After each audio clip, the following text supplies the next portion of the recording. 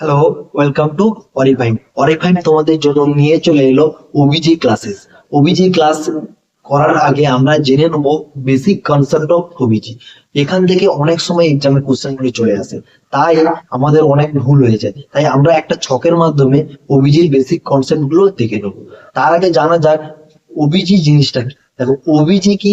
ওবিজি it a profession and practice assist the women during pregnancy. বোঝা গেল? আমাদের কি এটা একটা প্রফেশন, যেখানে আমরা যখন একজন মহিলা প্রেগনেন্ট হবে তাকে আমরা কিভাবে অ্যাসিস্ট করব, মানে কিভাবে সাহায্য করব, কোন কোন দিক থেকে আমাদের সাহায্য করতে হবে, এগুলো নিয়ে পড়াশোনাকে কি বলবো? ওবিজি বলবো। তাহলে দেখা যাক, আমরা প্রথমে স্টার্ট করি বেসিক কনসেপ্ট অফ ওবিজি। দেখো, ওবিজির ক্ষেত্রে দেখে নাও, আমরা একটা ছকের মাধ্যমে এটা করে নেব। ফার্স্ট আমরা দেখছি primary sex organ. Primary sex organ ও মেল দেখবো আর ফিমেল দেখবো।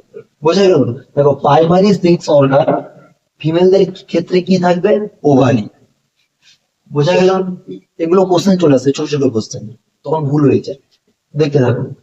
মেলদের ক্ষেত্রে কি? টেস্টিস। বোঝা গেল? তারপরে আমরা চলে আসবো সেকেন্ড পয়েন্ট, গোনাড। গোনাডের ক্ষেত্রে, ওভারির ক্ষেত্রে গোনাড কি থাকবে? ওভা অর ওভাম। ফিমেলদের ক্ষেত্রে কি থাকবে? ওভা অর ওভাম। আর মেলদের ক্ষেত্রে থাকবে স্পার্ম। স্পার্ম হচ্ছে গোনাড মেলদের ক্ষেত্রে, আর ফিমেলদের ক্ষেত্রে ওভা অর ওভাম, যেটা বলতে হবে। বুঝতে পারলে? চলো নেক্সট কি দেখো, এই যে ওভা যেটা প্রডিউস করে, যেভাবে আমি প্রথমে বলে দিই গ্যামেট, এই গোনাড কি প্রডিউস করবে? গ্যামেট প্রডিউস করবে। ঠিক আছে, সেই প্রসেসটার নাম কি? গ্যামেটোজেনেসিস। বোঝা গেল? লেখা নেই, তোমরা একবার লিখে নিও, গ্যামেটোজেনেসিস। যে ক্ষেত্রে গোনাড গ্যামেটটাকে যে প্রডিউস করবে সেটাকে কি বলবো আমরা? গ্যামেটোজেনেসিস। ফিমেলদের ক্ষেত্রে একই, যেটা ওভারি যে ওভামটাকে যে প্রডিউস করবে সেই প্রসেসটাকে কি বলবো? উজেনেসিস। বোঝা গেল? সেটাকে আমরা কি বলবো? উজেনেসিস। মেলদের ক্ষেত্রে টেস্টিস স্পার্ম প্রডিউস করবে, এই যে প্রসেসটাকে আমরা কি বলবো? স্পার্মাটোজেনেসিস। বোঝা গেল? প্রসেসটার নাম কি? স্পার্মাটোজেনেসিস। স্পার্মাটোজেনেসিস প্রসেসের মাধ্যমে টেস্টিস গ্যামেট সরি স্পার্মটাকে প্রডিউস করবে। বোঝা গেল? তারপর আমরা একবার লাইফ স্পান গুলো দেখে নেবো। ওভা প্রডিউস হওয়ার পরে কতদিন আমাদের শরীরের ভিতরে বেঁচে থাকতে পারে। বুঝতে পারলে তো? সেটা ওভা 12 থেকে 24 ঘন্টা, মানে হাফ দিন থেকে একদিন একজন ফিমেলের শরীরে সার্ভাইভ করতে পারবে।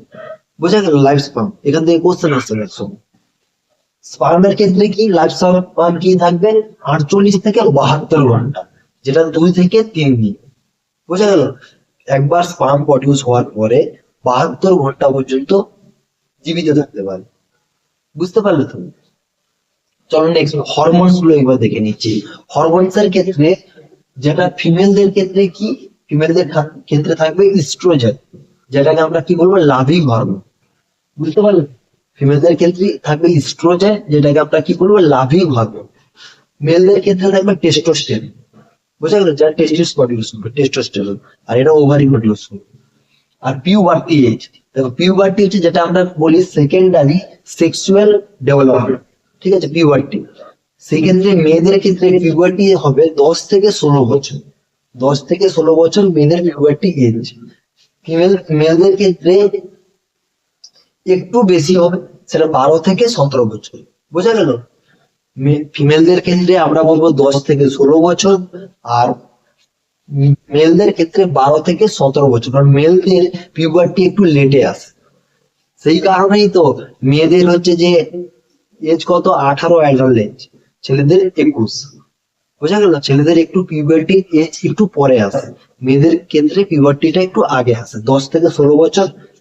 মেলদের ক্ষেত্রে 12 থেকে 17 বছর। বোঝা গেল? চলো নেক্সট নেক্সট আমরা পয়েন্ট গুলো আরেকবার দেখে নিচ্ছি। ঠিক আছে, নেক্সট পয়েন্ট।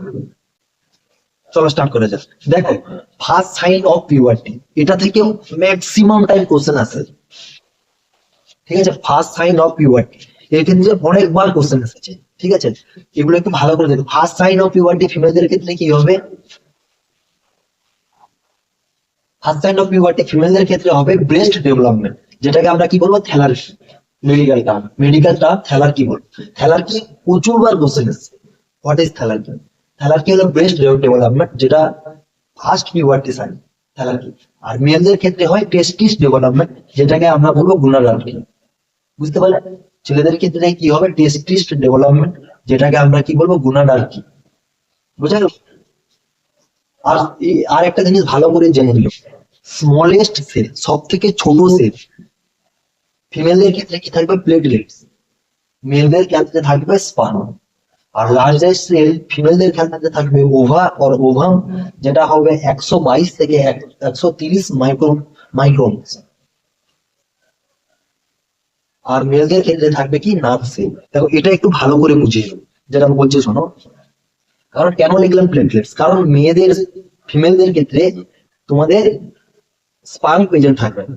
যখন স্পার্ম থাকবে না, তাহলে ফিমেলদের ক্ষেত্রে যদি ছোট সেল হয়, সেটা কি হবে? প্লেটলেটস হবে। বুঝতে পারলেন? মেলদের ক্ষেত্রে সব থেকে ছোট সেল হবে স্পার্ম, যেটা 50 মাইক্রন হয়। বুঝতে পারলে? সাইজটা 50 মাইক্রন। বোঝা গেল?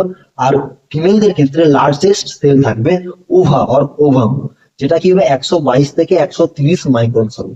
বোঝা গেল? আর ছেলেদের ক্ষেত্রে থাকবে নার্ভ সেল। কারণ হচ্ছে ডিফারেন্সটা বুঝে যাবে। মেয়েদের ক্ষেত্রে কি থাকবে? ওভা থাকবে, তাই ওভাটা সব থেকে দেখুন। আর ছেলেদের ক্ষেত্রে থাকবে কি? স্পার্ম, যেটা সব থেকে ছোট।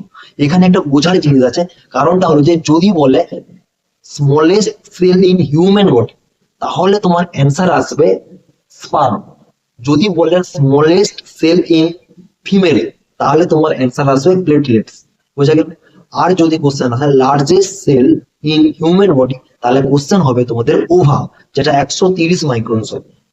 আর যদি বলে লার্জেস্ট সেল ইন মেল, তাহলে হবে তোমাদের নার্ভ সেল। বুঝতে পারলে?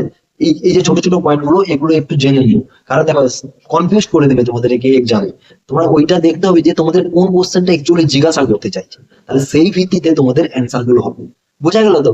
যদি তোমাদের ক্ষেত্রে যদি হিউম্যান বডি বলে দেয়, মেল ফিমেল যদি না উল্লেখ থাকে, তাহলে সব থেকে ছোট হবে কি? স্পার্ম। আর সব থেকে বড় হবে ওভা। যদি মেলদের ক্ষেত্রে সব থেকে বড় বলে, তাহলে হবে নার্ভ সেল, আর ছোট বললে স্পার্ম। আর মেয়েদের ক্ষেত্রে সব থেকে বড় কি হবে? সব থেকে বড় হবে ওভা আর ওভাম, আর সব থেকে ছোট হবে প্লেটলেট। বোঝা গেল?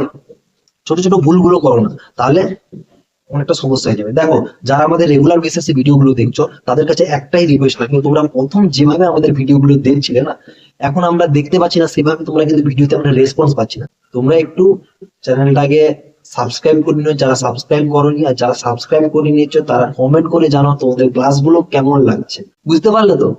এটা একটু করতে থাকবে। দেখো, আমাদের চ্যানেলটা গ্রো করলে আমরা তোমাদের জন্য অনেক ভালো ভালো কন্টেন্ট নিয়ে আসবো। অলরেডি আমরা এমসিকিউ সিরিজ লঞ্চ করে দিয়েছি, ওটা অলরেডি তোমরা দেখে নিয়েছো। তোমরা যেভাবে রেসপন্স করবে, আমরা একটার পর একটা স্টেপ আগাবো, তোমাদের এক্সামের জন্য আরো প্রিপারেশন নিয়ে আসবো। বুঝতে পারলে? চলো, থ্যাংক ইউ, বাই।